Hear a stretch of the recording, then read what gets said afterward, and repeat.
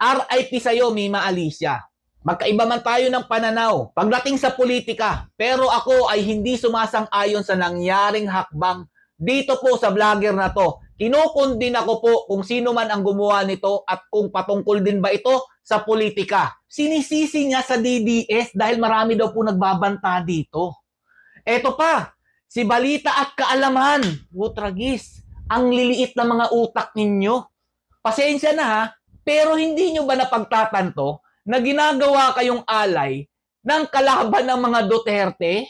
Grabe mga idol, nakaka-alarma tong balita na to. Mima Alicia pinagbabaril sa loob po ng kanilang inuupahang bahay. Ito po yung balita mga lodi. Oh. Sabi po dito, breaking, pro-BBM vlogger na si Mima Alicia patay matapos umanong pasukin at pagbabarilin sa loob ng kanyang bahay sa Caloocan. Nagulantang ang maraming pro-BBM supporters matapos kumalat ang mga ulat na nasawi umano ang pro-government vlogger na si Alicia o Mima Alicia Lipata matapos pagbabarilin sa loob ng kanyang inuupahang bahay sa North Caloocan madaling araw ng Hulyo 16. Kahapon po yata yan mga lodi. Kilala nyo naman po siguro ito si Mima Alicia. Grabe po ito bumanat sa mga Duterte. Grabe magmura. Grabe gumawa ng kwento. Pero mga lodi, kahit magkaiba po kami ng pananaw dito, nakaka-alarma po ito. Bakit? Dahil sinisisi po nila sa mga Duterte o DDS ang nangyaring insidente na ito kay Mima Alicia. Akala po nila, mabibigyan po nila ng hustisya si Mima Alicia sa ginagawa po nilang content na binabato po nila sa Duterte ang nangyari dito po kay Mima Alicia. Kaya po nito ni Ballpoint Man, mga lodi. Napanood ko po yung video niya. Sinisisi niya sa DDS dahil marami daw po nagbabanta dito. Eto pa, si Balita at Kaalaman, Wutragis, ang liliit na mga utak ninyo. Pasensya na ha, pero hindi nyo ba napagtatanto na ginagawa kayong alay ng kalaban ng mga Duterte? Ewan ko lang mga lodi ha, kasi bumabalik lang po ang history mga lodi. Naalala nyo po yung Plaza Miranda bombing? Sino po ang tinuturo nilang may kagagawan yan? Malaman-laman po sa investigasyon mga idol, yung gumawa pala nun, yung taong kalaban po ng administrasyon. Pinalabas po nila na ang kalaban po ng administrasyon ang gumawa nun. Sige po mga lodi, i-recall nyo po, kayo mga loyalist vlogger, kung totoong matatalino kayo, nasa trial po si VP Sara Duterte para sa impeachment. Hindi nyo man lang ba naisip na kapag gumawa siya ng gantong krimen, lalo siyang maiipit?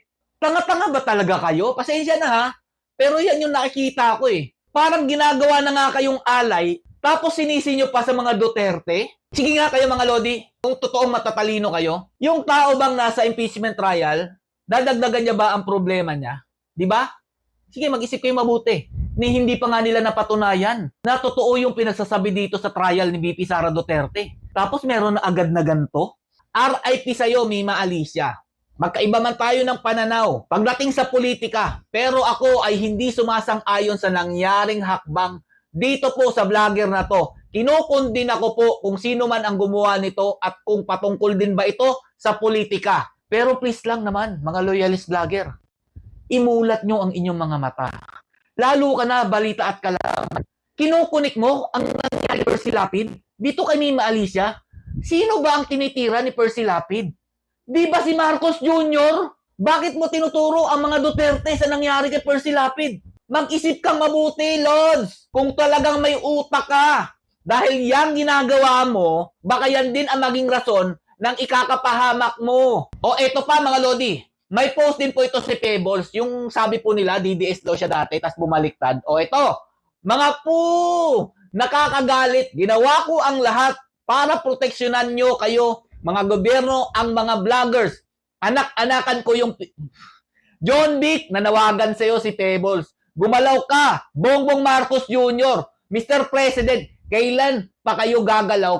To all the vloggers, mag-iingat kayo. Hindi nila kayo titigilan lalo na ngayong nagsasabi daw po presa ang Sara Army at INC. Gusto nyo ng laban? Okay. Ang lamya ng gobyerno, wala kaming aasahan sa inyo. O di ba? Hindi ko alam kung sino na kinakalaban nito, mga idol.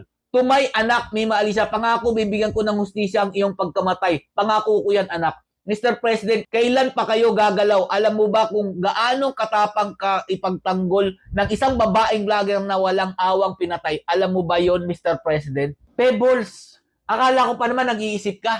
Isisisi mo rin pala sa Sara at INC ang nangyari dito kay Mima Alicia. Grabe, isa ka pa rin bobo. Kasi kung nag-iisip talaga kayong mabuti, bakit gagawin ng mga Duterte itong ginawa kay Mima Alicia kung alam din naman pala nila sila ang sisisihin dito? Isipin nyo mabuti yan. Tama yung panawagan mo eh. Malamya talaga tong administrasyon na to, lalo na si Bongbong Marcos Jr. Pero wag nyong sisihin ang mga Duterte. Wala silang kinalaman dyan. Mag-imbestiga kayong mabuti. Alamin nyo ang nangyaring history sa ating bansa. Kung ano po yung nangyaring bangayan ng Marcos at ng mga Aquino. Stay safe. God bless you all. Sana wala nang maulit na ganito. Rest in peace sa'yo, Mima Alicia. Kahit ano mangyari mga Lodi, maninindigan pa rin ako sa Duterte.